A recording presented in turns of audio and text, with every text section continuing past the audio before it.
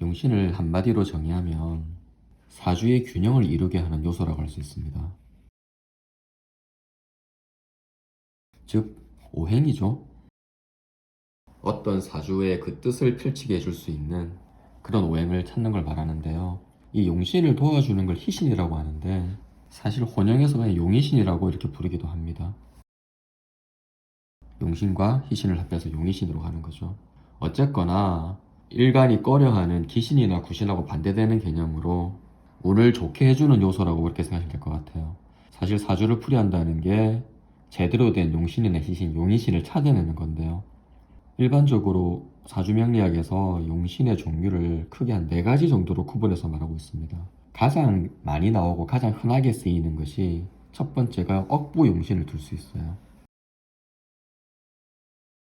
사주의 강약을 따져가지고 약한 것은 올려주고 강한 것은 내려주고 그런 용신을 말하는 거거든요. 이게 전형적으로 힘의 균형을 맞춰주는 작업인 거죠. 일반적으로 억부법이라 그래서 사주를 이렇게 중화를 이루는 것을 최선으로 따질 때 팔자를 오행으로 나눌 수가 없으니까 어디론가 이렇게 기울어지게 될 거잖아요. 그랬을 때 이 기울어진 것이 더 많이 기울어지게 되면 운이 안 좋다고 하게 되는 거고, 이 기울어진 것이 중화를 찾게 되면 좋다고 하게 되는데, 이 중화를 찾게 해준 요요소, 이 오행을 찾는 것을 용신을 찾는다고 하는 거죠. 그 오행을 찾는 것입니다. 사실 거의 대부분의 사주풀에 있어가지고 이 억부용신을 찾아내는 거죠. 어떻게 보면 이후에 설명하게 될 다른 용신들도 억부용신의 연장선상에 있다라고 봐도 사실 크게 무리는 아닐 것 같아요. 그리고 이제 두 번째로 언급할 수 있는 게 조후용신이거든요.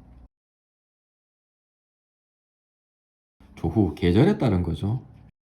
계절에 따른다고 하는 것은 곧 기온에 따른 거고요. 그리고 습도에 따른 것이기도 합니다. 그래서 겨울철에 동계라고 하죠.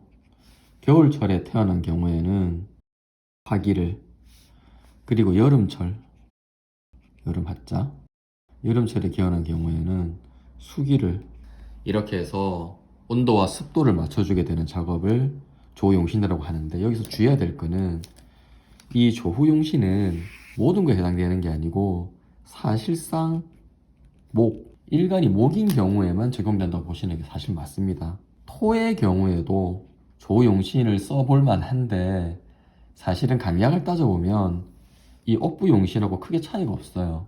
여름은 화기를 말하고 여름철의 토는 화기가 인성이 되니까 인성이 많게 되면은 자연스럽게 강해지게 될 거잖아요, 사주가. 그러니까 재성이 수를 반기는 거 당연하거든요. 그렇게 따져보면은 사실상 온도와 습도를 따질 수 있는 것은 목에 한한다고 보시는 게 거의 맞는 것 같아요. 수나 화 같은 경우에는 그 자체가 음양을 대변하고 있기 때문에 계절의 요소와 잘 어울리지 않고요.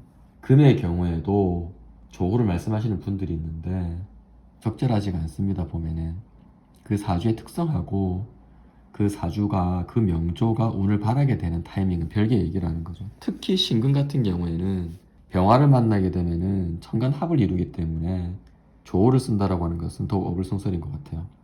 그 다음으로 말씀드릴 수 있는 게 병양용신이거든요.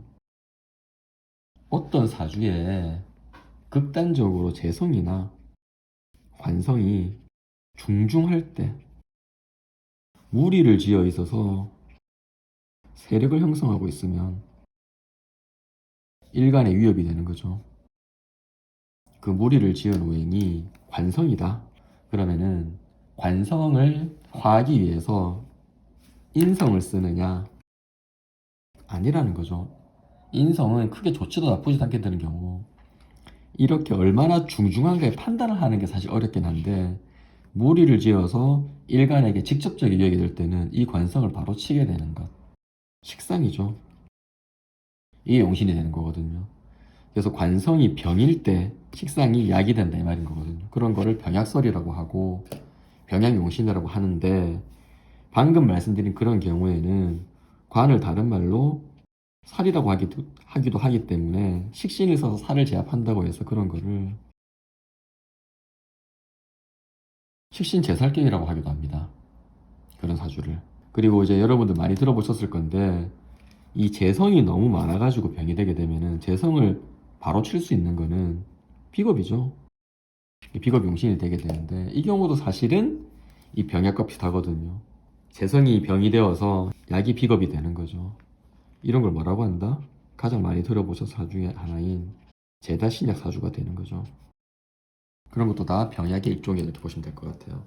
그리고 이제 흔히 책에서 많이 소개하고 있는 마지막으로 언급할 수 있는 게 통관용신인데요. 통관용신을 현실에서 만나기가 그렇게 자주 있는 경우는 아닌데, 대략 보면은 종색격의 경우에 식상하고 관살이 서로의 비등하게 이루고 있어서 갈피를 못 잡고 있을 때 식상과 관살을 연결해주는 재성이 용신이 되는 경우, 이런 걸 통관용신이라고 한다. 가령 수일간일 때 목이 식상이고 토가 관살이 되잖아요. 이게 비등하게 있을 때 목과 화를 이어주는 화운이 용신이 된다는 겁니다. 그래서 사주 전체의 균형을 이루게 하는 그런 요소 중에서 억부를 가장 많이 쓰고 조후, 병약, 통관 이렇게 되게 돼 있는데, 형태에 따라서 사람들이 이렇게 이름을 붙여서 구분할 뿐이지 사실은 한쪽으로 기울어져 있는 사주의 균형을, 불균형을 균형 감각을 찾게끔 맞춰주는 것이다.